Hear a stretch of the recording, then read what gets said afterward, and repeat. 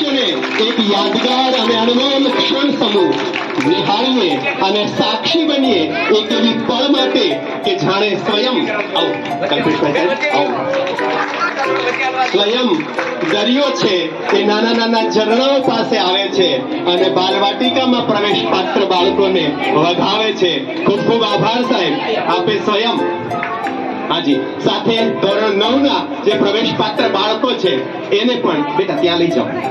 એને પણ આ 9મા ધોરણના બાળકોને કે જેના માટે વધાવીએ છીએ ત્યારે આપણે આપણી તાળીઓનો નાદ છે એ ચૂકીએ નહીં.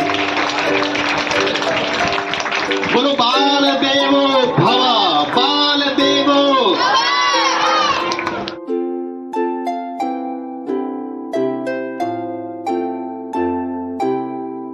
તાળીઓનો નાદ થઈ જાય.